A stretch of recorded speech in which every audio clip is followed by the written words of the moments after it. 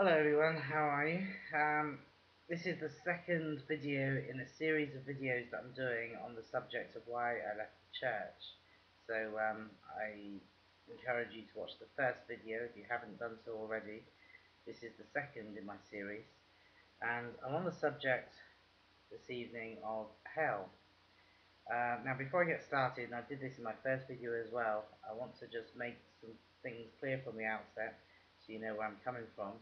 I do believe in God, I do believe in creation, and I am not anti-Christian or anti-anything really, so that's where I'm coming from. But I did leave the church, and there's various reasons, and that's what these videos, this is what these videos are about. Now, on the subject of hell, what I'm not going to do is I'm not going to justify my what I'm going to tell you with scriptures, um, although I can, and I say that confidently. And I encourage anyone viewing this video, if they want to get into a scriptural debate, which I don't see much point, it doesn't usually change anyone either way. But yeah, by all means, bring it on. We'll have a little scriptural debate if you want, because of course I have looked into these things, and you can either entice me into that, or else just Google God doesn't burn people in a lake of fire or something, and you'll find plenty of websites that will give an alternative viewpoint on the whole subject of hell. But anyway, I don't really want to get into that because I really want to speak from my heart, and I want to just look at things in a logical, rational way. Now, this is another thing actually that I felt in my journey of Christianity um, before I came away, is that oftentimes people, their entire argument, their entire um, uh, thing that they're talking about, it comes to the Bible. It's biblical references all the way, biblical references, biblical references, biblical references.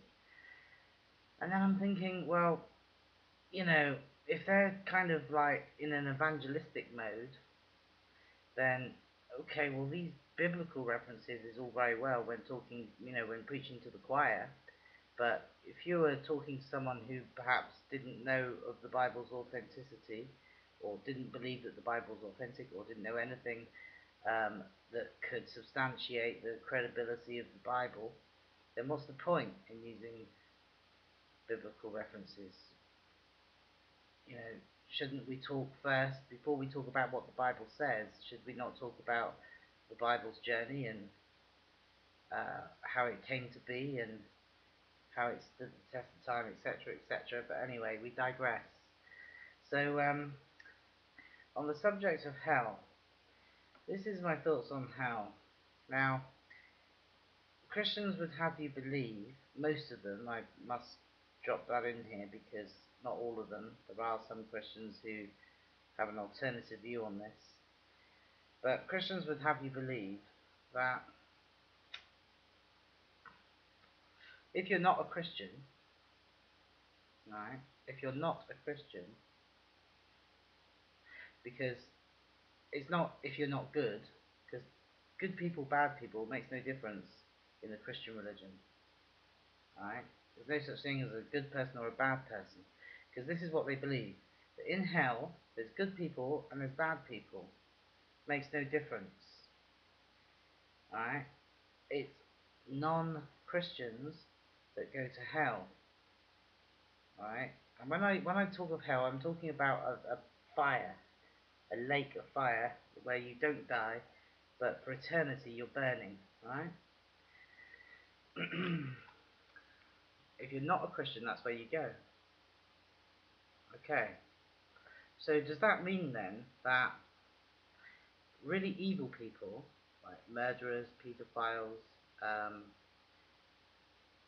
rapists, you know, the list goes on, evil people are burning, right, for eternity alongside a good person who didn't accept Jesus Christ into their lives and go to church and yada yada, right? Or someone who did a bit of shoplifting, um, or someone who had an affair with another woman or another man, or someone who drunk too much. Alright, now in the same pit of fire, you've got all these people from all walks of life, varying degrees of badness. Some not bad at all, just didn't believe blindly in the doctrine of the church, and they're all burning to all the same punishment. It's a bit like imagine a murderer getting the same sentence in prison as a shoplifter. Doesn't make an awful lot of sense, does it? Okay. Now,